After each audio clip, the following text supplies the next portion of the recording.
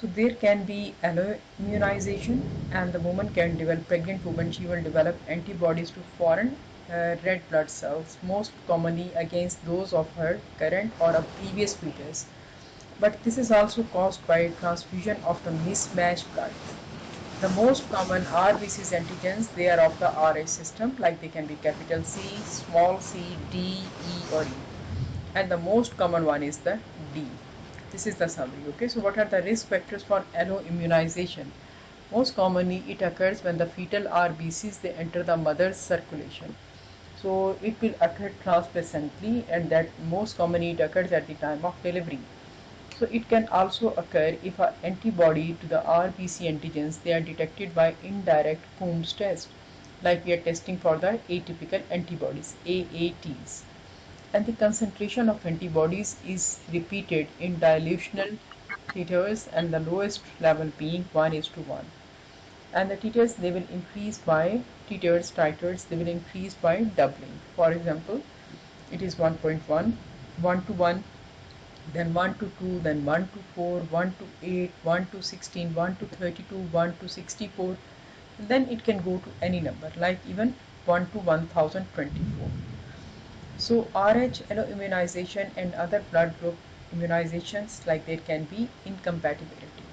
So why the disease occurs? Because the pathogenesis is that a fetus receives half of the genetic components from the mother and half from its father.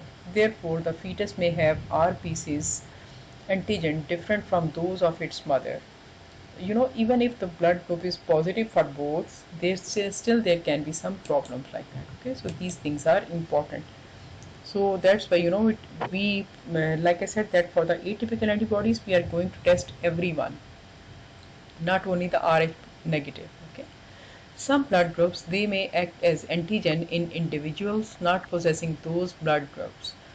So the antigens they live on the RBCs, and if enough fetal cells they cross into the maternal blood, then a maternal antibody response it may be provoked. Obviously, this is foreign material for them. So if these maternal antibodies they cross the placenta, they then can enter the fetal circulation and destroy the fetal erythrocytes, causing hemolytic anemia.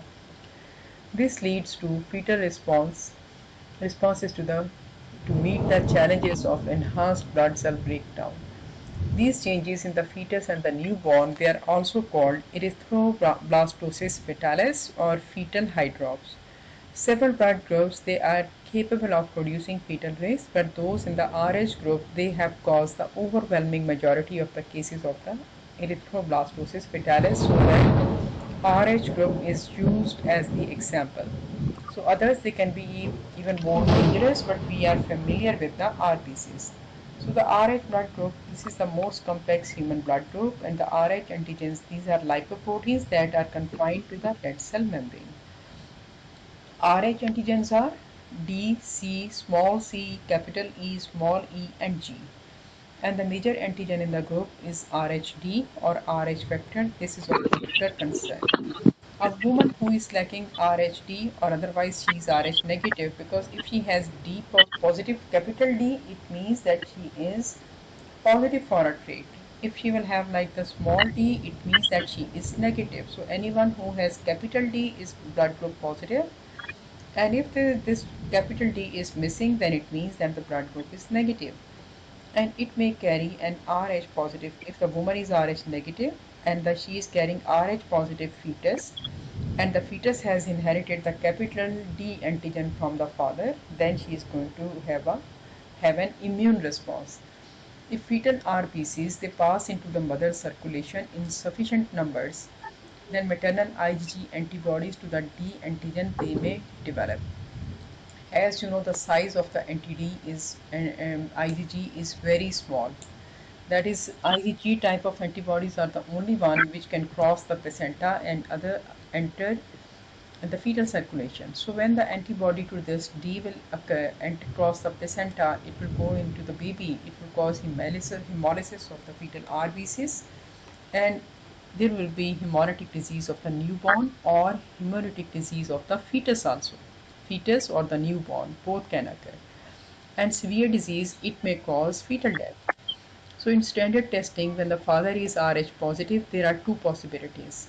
Either he is homozygous or a heterozygous. These are the only two things, right? Can be like capital D, capital D. So what will be the homozygous? If he is homozygous, then he is going to be DD. Okay, if he is like homozygous, this is homozygous. If he is heterozygous, then he is going to be D and D. Correct? So what happens, 45% of Rh positive persons, they are homologous for D and 55% are heterozygous. So you can see the incidence of having chance of having heterozygous parent, that is higher. So if the father is homozygous, all of his children, they will be Rh positive because they have capital D, capital D. So no recessive gene, so this D will not be there, right? So he is homozygous because he has two capital D's, or he has two positive alleles, two positive genes on his RBCs. So if the father is homozygous, all of his children, they will be Rh positive because he will give only this capital D to everyone. If he is heterozygous, 50% chance that baby will get this one, the capital one, and 50% chance that the baby will get this one, right? So by way of contrast, the Rh negative individual, they are always homozygous. They are always homozygous. So what is their composition? Genetic composition DD. So anyhow, mother is always going to pass this Flora, your voice is negative gene. cutting. Your voice cutting. Your voice Okay, cutting. I didn't okay, hear. okay. Are you hearing now? Hello? Because the blood groups are A, B, and D, A, B, and AB, and then O, right? So then A positive, B positive, right? Then AB positive, A negative, B negative, O negative, O positive. Okay. So this positivity, like this person is positive or negative, this is determined by D, right? The Rh factor. So Rh, we don't have any blood group D, but these two things, they are responsible for giving it a positive or negative phenotype. If the capital D is there, so it means blood group is positive, and if the small d is there, it means negative, like that. Okay, that is the point. So just for your Yes. interest, the highest level of these blood group, negative blood group, ABO incompatibilities, that is found, like the negative blood group, that is found in the Basque population. Okay, they have highest incidence of Rh negative, but in general population, the risk of having this negative blood group is 15 to 16, like in your general population. Don't have to remember everything like that. So if the mothers in the mothers who do not receive prophylaxis with anti-D immunoglobulin, the overall risk of alloimmunization for an Rh positive ABO compatible infant with an Rh negative mother is approximately 16% after two deliveries of the Rh positive infants. Of these, 1.5 to 2% of the reactions, they will occur in the antepartum period, and 7% they will occur within 6 months of delivery, and the remainder 7% they will manifest early in the second pregnancy, most likely as a result of some amnestic response. ABO incompatibility between an Rh positive fetus and Rh negative mother, it provides some protection against Rh alloimmunization. In these cases, the overall incidence is 1.5 to 2%. In mothers who receive prophylaxis with anti-D immunoglobulin administered both antepartum and postpartum, the risk of alloimmunization is reduced to 0.1%. So another question is that how many different types of prophylaxis do we provide? So we provide routine anti-D antenatal, routine antenatal, anti-D prophylaxis. That is one thing. You know that you are giving your patients at 28 weeks, first one dose, and then the second dose at 34 weeks. Isn't it so? Like the Rh negative patients, right? And then the second one is post exposure prophylaxis. What do you think? We do it all the time, right? Mm. That is the point. Okay. Both are important. Like one is after the sensitizing event and one is the routine. So when we offer these two prophylaxis, then the incidence is 0.1%. So one person may not need like the second one, but this routine NTD is important. Okay. So maternal Rh alloimmunization. Rh alloimmunization generally occurs by one of the two mechanisms, like after incompatible blood transfusion, like it can be mistake. So sometimes they ask you what is the biggest hazard of the blood transfusion. Of course, transfusion of the wrong blood group, this transfusion. So after incompatible blood transfusion, she can develop antibodies and alloimmunization, or after feto-maternal hemorrhage between a mother and an incompatible fetus, like the mother is negative and the fetus is positive. So feto-maternal hemorrhage, it may occur during pregnancy or it may occur at delivery. With no apparent predisposing factors, the fetal RBCs, they have been detected in the mothers, like 6.7% during the first trimester, 15.9% during the second trimester, and 28.9% during the third trimester. So you can remember it like this: 7, 14, and 30. Okay, they can occur without any sensitizing event. Predisposition to fetal-maternal hemorrhage includes spontaneous or induced miscarriages, amniocentesis, CVS, chorionic villus sampling, abdominal trauma, which could be due to motor vehicle accidents or external version, and then placenta previa, abruptio placentae, fetal death, multiple pregnancy, and MROP, as well as cesarean section. So although the exact number of Rh positive cells necessary to cause immunization of the Rh negative pregnant woman is unknown, as little as 0.1 ml of the Rh positive cells can cause sensitization. Even with delivery, this amount occurs in less than half of the cases. Fortunately, there are other mitigating factors to Rh immunization. A very important factor is that approximately 30% of the Rh negative persons, they never become sensitized, like they're non-responders when given Rh positive blood. Like one third, they will have no response, but we don't know that who are those one third patients. Okay, that's why we are giving it to everyone. ABO incompatibility also confers a protective effect. So the initial maternal immune response to the Rh sensitization is low levels of the immunoglobulin IgM. This is the initial or the primary response. So IgM is a large antibody, rather it is the largest immunoglobulin. It is a pentamer, right? So 5 times larger than IgG. So it cannot cause placenta. Okay, so it will not cause any reaction. Within 6 weeks or to the 6 months, IgG antibodies, they become detectable in maternal serum. In contrast to IgM, IgG is capable of crossing the placenta and therefore destroying the fetal RBCs. Why? Because the fetus has Rh positive cells. The mother is Rh negative. So when she is getting like any sensitizing event, so she is having an immune response. She has antibodies which will kill Rh positive fetal cells. So the fetus is going to be at risk of birth, at risk of anemia. Why? Because the white cells, the RBCs, they have been destroyed. So what about other blood groups? Because I said that alloimmunization, it can occur for the O blood group and it can occur for ABO, for the NTD, like the positive, negative, and also for the similar blood groups. That's by the name alloimmunization. So of the other blood groups that may evoke an immunoglobulin response which can cross the placenta, they are also called atypical or irregular immunizing antibodies. They may cause severe fetal hemolysis, and then the most dangerous ones are the KEL, Duffy, KID, MNS, and DIGO-P. So many other groups are there, but you don't have to remember all of them like that. Okay, so pregnancies which are affected by alloimmunization to one of these antigens, they are typically managed similar to the pregnancies affected by the NTD alloimmunization.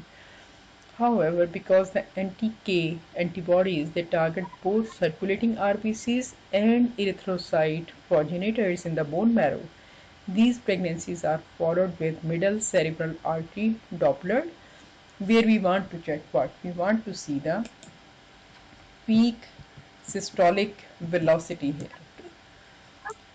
Peak systolic velocity is measured.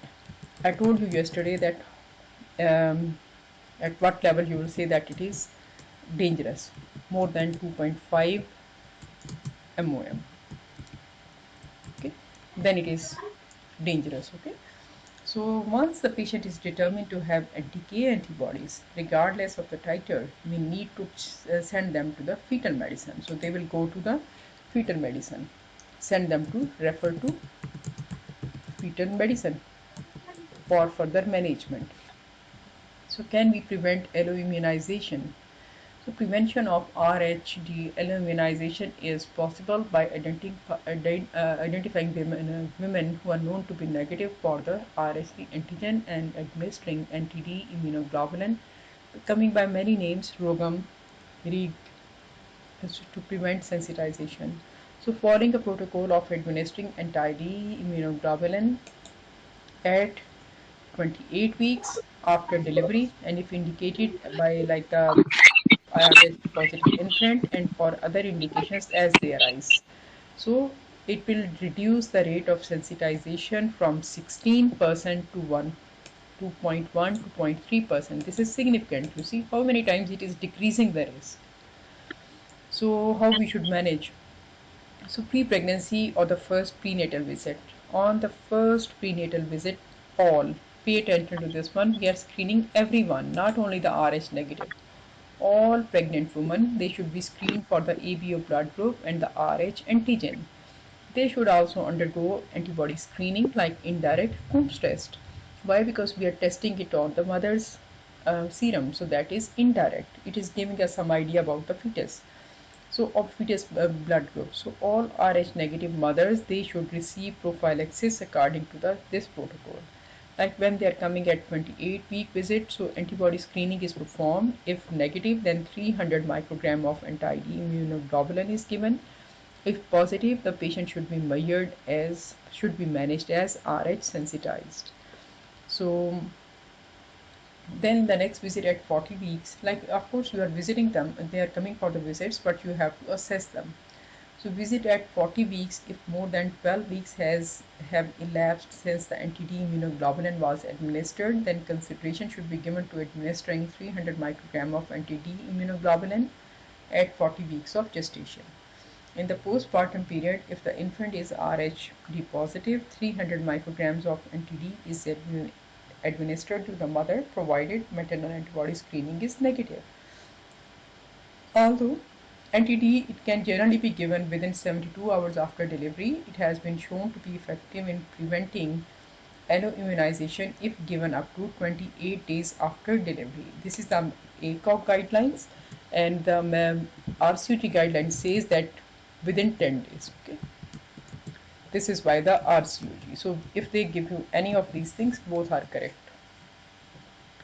and they will not give you both together. Okay, they will give you one of them. Then there are special feto-maternal risk factors. So several circumstances they may occur during the pregnancy that mandate administration of anti-D to the unsensitized patient, like outside the management protocol that we have just discussed, like miscarriage. So sensitization will occur in 2% of the spontaneous miscarriages and 4 to 5% of induced abortions. So in the first trimester, like in the spontaneous miscarriage, because of the small amount of the fetal RBCs, like 50 microgram, so we can give just 50 microgram if it is spontaneous miscarriage to prevent sensitization. But the cost of it has dropped, so you know what they do, the full amount like the 300 is given like that. Okay,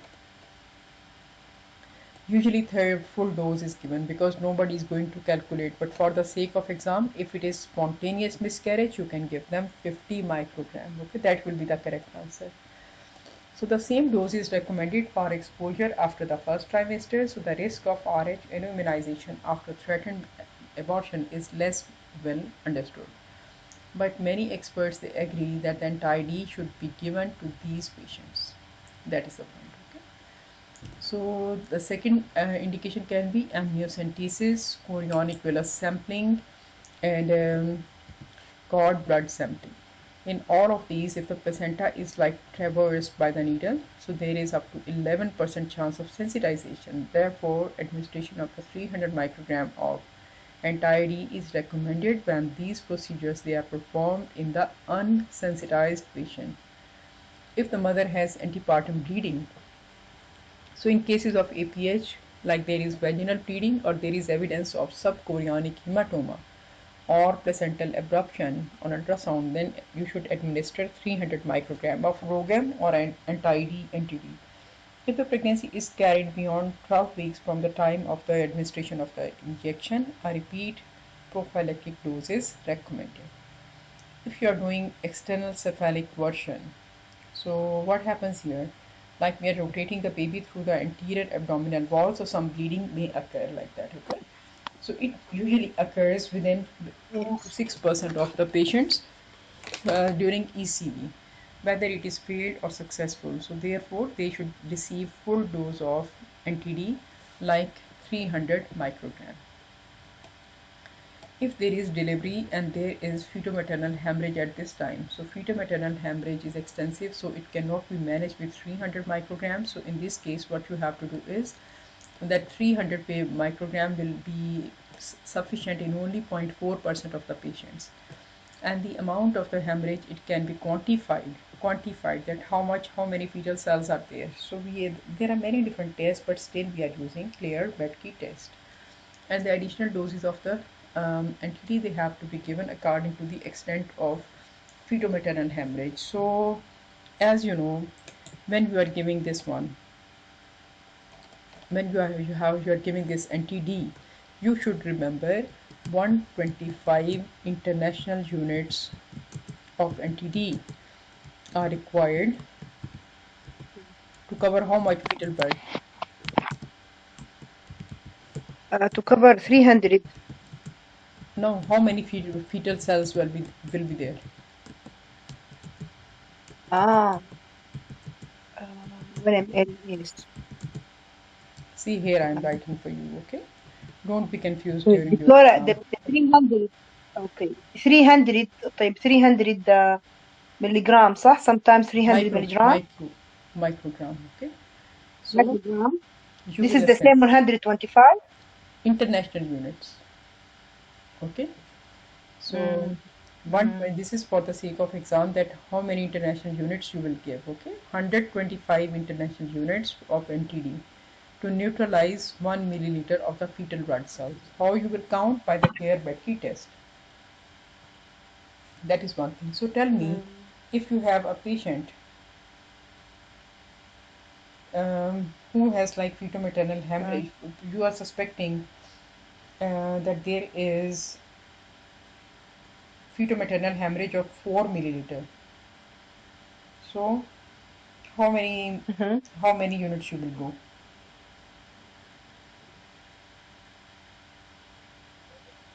If I So there is suspected too, I what will give will that 250. by 250. 250 will cover only 2 ml, right? Yes. Okay, that is one thing. So then the question is, okay, so 125 international units. So usually you didn't ask me one question that 300 microgram, how many units are there? Any idea? 1,500. Okay. But Victoria, what is the answer of your question Yeah. If if there there are is fetal-maternal hemorrhage? 4 ml, so you will multiply 125 with 4, so the answer will be 6. Okay, so the 625, you will give like how many? 125, 122, 500 international units. You will give 500 international units to cover 4 ml fetal RBCs. Okay, sometimes just to test your concept, they will give you questions like this. Okay, that is one thing. So you know that's why if you are giving like 300 microgram, they are equal to 1500 international units. That's why you're giving single dose. Like if you're giving at 28 weeks, you are giving a large dose. That is one point. Okay, that's why they didn't say that give at 28 weeks and then give at 34 weeks also like that. Okay, so the American guideline says that you should give 300 microgram. So that is going to be like how much? That is going to be this one 1500 international units or 300 microgram like that. Okay, so that is one thing. Okay, so what are the clinical findings?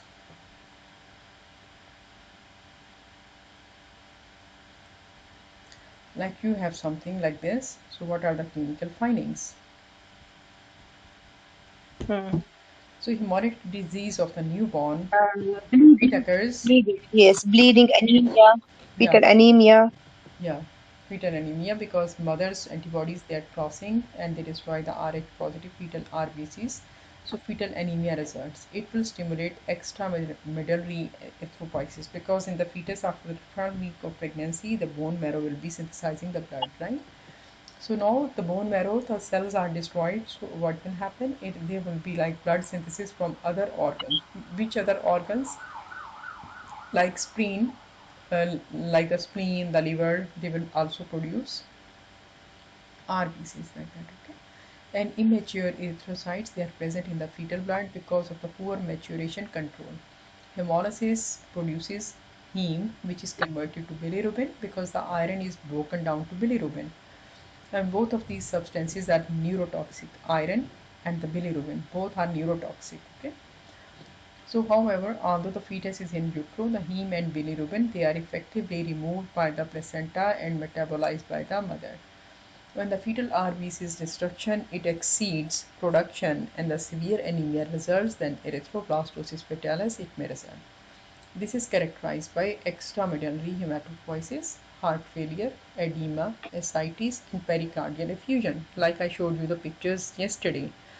So tissue hypoxia and acidosis it may result and the normal hepatic architecture and the function it may be disturbed by extensive liver erythropoiesis because the liver enzymes are not mature. So it may lead to decreased protein production, portal hypotension and ascites. On ultrasound, the fetal hydrops it may be visualized, which is defined as the presence of any two of the following. So fetal hydrops means there is pleural effusion, or there is ascites, or there is pericardial effusion, increased thickness of the skin, there is polyhydramnios, or increased placental thickness. If you remember yesterday I showed you, I will show you again. So in the immediate neonatal interval, the primary problem may relate to anemia and the sequelae which have been mentioned here. So we said that any two things should be positive, like for the diagnosis of hydrops fetalis, there can be placental thickening because it is edematous, right? Then there can be abnormal fluid in the abdominal cavity, it can be in the heart, it can be in the lungs, or there can be polyhydramnias, and then thickness of the skin. So general edema is going to be there. And then in addition to these pictures, I showed you these pictures, like here you can see that there is pericardial edema. Then you can see that there is too much ascites, like polyhydramnias, it can accumulate under the skin. Here you can see it is around the abdomen of the baby like that. Okay, so the placenta also thickened. So all of these changes they will occur because of the this one. There is hydrops. Okay, so the hyperbilirubinemia in these patients, the anemia is there, and then the heart can fail, all changes can take place. And hyperbilirubinemia, it is there. Why? Because the RBCs are broken down, and we said that the babies they don't have enough amount of this glucuronil transferase, which is essential for conjugating the large amounts of the bilirubin. So this results the baby has like deficient enzymes. Why? Because the baby is still developing. He doesn't have enough amount of these enzymes in the system. So what happens? This results in a high serum bilirubin level with resultant kernicterus, which means that bilirubin is deposited into the basal ganglia. So it can cause neurotoxicity. So that what is the treatment? So what is the management of the Rh negative patient with anti-D allo immunization? This is very important for you. So management of the pregnancy complicated by immunization, it is guided by two factors. Whether the patient has a history of an affected fetus in the previous pregnancy, for example, the fetus with severe anemia or hydrops, and then what is the maternal antibody titer. So if there is no history of previous fetus affected by the RHD like immunization, so once the antibody screen is positive, for immunization, these patients they should be followed up with the antibody titers at intake, like at the time of booking at 20 weeks, and then we are going to see them every 2 to 4 weeks. As long as antibody titers they remain below the critical titer, like less than 1 in 116 in the lab, then uh, we can consider there is no indication for further intervention. So these levels are important for you. Okay, once the antibody titer reaches 1 is to 16, then additional surveillance it should be performed, because a titer of the 1 to 16 it places the fetus at significant risk of hydrops and demise before 37 weeks. Ultrasound assessment of the blood flow in the fetal middle cerebral artery by the Doppler, it has been shown to be a reliable and non-invasive screening tool for detecting moderate to severe fetal anemia. It is based on the concept that the fetus preserves oxygen delivery to the brain in the setting of anemia by increasing flow to the brain of the low viscosity blood. So, ultrasound performed to identify the circle of the villus and the blood flow in the middle, in the proximal third of the middle cerebral artery, it can be measured by the Doppler.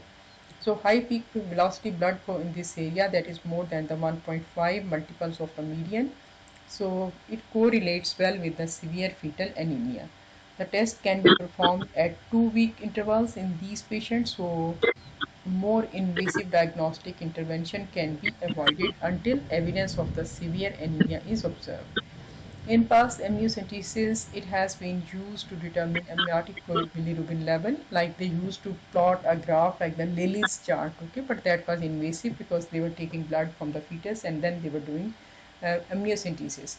But now we are going to do non-invasive tests. So the recommended test is ultrasound for the middle cerebral artery Doppler.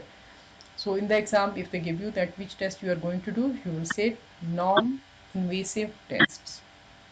Okay, the second point is history of a prior fetus affected by the RHD allo immunization. So in general, after a first affected pregnancy, future pregnancies they tend to manifest with more severe disease and at an earlier gestational age. So antibody titers they need not be followed in these pregnancies because the fetal surveillance is indicated by the history of the prior affected fetus. For example, there was a previous pregnancy in which the fetus received this blood transfusion because the baby developed severe immunization, or there was a stillbirth and the baby was all swollen, or a prior neonate who required exchange transfusion after delivery. So all of these are going to tell you that baby has some problem. Amniocentesis it may be performed to determine the fetal genotype if the father of the fetus is determined to be heterozygous for the D.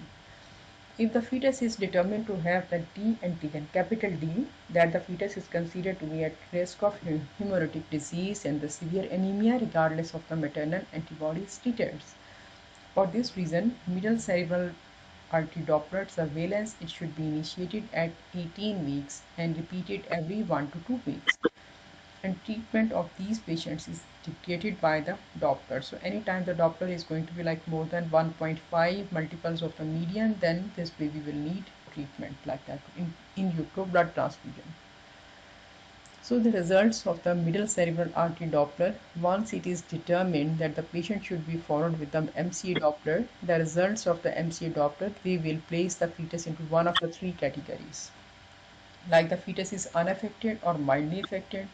The fetus that has normal middle cerebral artery Doppler studies is considered to be unaffected or mildly affected, and testing would be repeated every 2 weeks, and delivery should be entertained at term or near term after the fetus has achieved pulmonary maturity. Here is some difference in the RCOG guideline. RCOG guideline, like I told you before, it says that check the titer every 4 weeks till you reach 28 weeks of pregnancy. Okay, and then from the 28 weeks you are going to see them every 2 weeks till the time of delivery. Now there was like moderately affected fetus, so the fetus and this is we are seeing them every 2 weeks only to check the antibody. There is different protocol for the middle cerebral artery Doppler. So if the baby was moderately affected, then the fetus it has MCA, and then the studies they show like 1.5 multiples of the median. They should be tested very frequently, like every 1 to 2 weeks, and delivery may be required before term, and the fetus is delivered as soon as pulmonary maturity is reached. In some cases, enhancement of the pulmonary maturity is gained by use of the corticosteroids. So if the baby is severely affected, so the severely affected fetus, it has middle cerebral Doppler studies of more than 1.55 multiples of the median, or has frank evidence of the hydrops, like there is ascites, pleural or the pericardial effusion, and subcutaneous edema. Intervention usually is needed to allow the fetus to reach gestational age, at which delivery and the neonatal risk they are fewer than the risk of the in utero therapy. If the fetus is preterm, cardiocentesis or percutaneous umbilical cord blood sampling is recommended at this stage to directly assess the fetal hematocrit. So intrauterine transfusions, they are generally performed between 18 to 35 weeks of gestation. RCOG guideline says that we can do that after 22 weeks of pregnancy, because before that the fetal loss rate is very high. Before 18 weeks, access to the umbilical vein is usually limited due to the small caliber of the umbilical blood vein in this vein. So we are giving transfusion into the vein. That is the point. Okay. After 35 weeks, the risk benefit ratio favors delivery of a fetus with evidence of severe anemia. Once severe anemia is confirmed, intrauterine transfusion it can be performed directly into the umbilical vein. So the transfusion is performed using O negative, cytomegalovirus negative, washed, and then leukocyte depleted, irradiated, packed RPCs. These are the prerequisites that the blood should be like this to minimize the damage. The intraperitoneal technique was used many years ago, but it has been replaced by the intravascular fetal transfusion secondary to its more predictable absorption. After transfusion, the repeat transfusions or delivery, usually it will be necessary, and as production of the fetal blood markedly decreases or ceases. Timing of these transfusions, they may be assisted by ultrasonic determination of the middle cerebral artery Doppler studies, and delivery should take place when the fetus has documented pulmonary maturity. Hemolytic disease of the newborn. This is like a range of the hyperbilirubinemia. Can be just hyperbilirubinemia of the fetus, or it can be erythroblastosis fetalis. HDFN, it is caused by maternal antibodies which are crossing into the fetal circulation and targeting antigen positive fetal RPCs, which resulting in hemolysis. When severe, this can cause anemia, fetal hydrops, and even death. So women is transfused with mismatched RPCs, and then it can result. So other pregnancy-related risk factors are amniocentesis, ectopic pregnancy, dilatation and curettage, abruptio placentae, and placenta previa. There are certain protective factors like ABO incompatibility. It decreases the risk of maternal alloimmunization from foreign RPCs. Naturally occurring anti-A and the anti-B antibodies, they rapidly lyse foreign RBCs before maternal lymphocytes are stimulated to produce active antibodies. The requirements that everything should be present. Mother must be antigen negative, Rh negative. Fetus must be antigen positive, which means that the father of the baby of the pregnancy may also be antigen positive. Adequate fetal RBCs, they must cross over into the maternal circulation to stimulate her lymphocytes to produce antibodies to the fetal RBC antigens. And antibodies, they must be associated with hemolytic disease of the newborn. and significant titer of the maternal antibodies, it must be present to cross over into the fetal circulation and lead to fetal RBCs and hemolysis. These are the prerequisites for diagnosis. So similarly, like we were talking about that how we should be managing such children and like this. So like we said that anti-K, they pose the greatest danger like that. Okay, anti-K antibodies. So what should be done? Like initially we are testing them. So if the K is positive, then we should offer like the cell-free fetal DNA, and then we will see that it is positive or negative. Negative, discharge them. If they are positive for the K antibodies, so it means they are at very high risk of developing hemolytic disease of the newborn, like fetus and the newborn. So they should be referred to the fetal medicine unit, and then this is for the K antibodies, right? So they should be doing like this middle cerebral anti-Doppler depending upon the level of the K antibodies. They are positive, so every fortnightly, like every 15 days, they will assess, and the delivery is indicated at 37 weeks. And after delivery, the cord blood it should be tested for the bile, and also which test direct antiglobulin test should be carried out. If NTD is positive, Summary for yeah, if the NTD is positive, then you should know if the level is between less than 4, the chance of having hemolytic disease very low. If the level of the antibody is between 4 to 15, then there is moderate risk of developing hemolytic disease of the fetus and the newborn. And if it is the NTD level is more than 15, so it means severe risk of developing hemolytic disease of the fetus or the newborn. So non-invasive prenatal diagnosis should be done. So we need to test the father. Father can be positive D positive, or it can be like heterozygous, because when the D is positive, heterozygous, homozygous, or it can be D negative. So we need to check that what is the we can do this cell-free fetal DNA on the baby if the D positive, or then we will continue surveillance. If D negative, you can discharge. So if it is positive for the D, then the fetus is at risk of HDFN, because now the baby is Rh positive and the mother is Rh negative. So we need to refer them to the fetal medicine, and they can see that they can do the doctors and delivery and indicated at 37 weeks, and cord blood should be tested uh, for the bilirubin, and also for the level of the direct antiglobulin test should be done to see that how bad is the anemia. Regarding anti-C antibodies, if the level is less than 7.5, then you don't have to offer surveillance. But if the level is between 7.5 to 20 international units per ml, so it means moderate risk of developing hemolytic disease of the fetus and the newborn.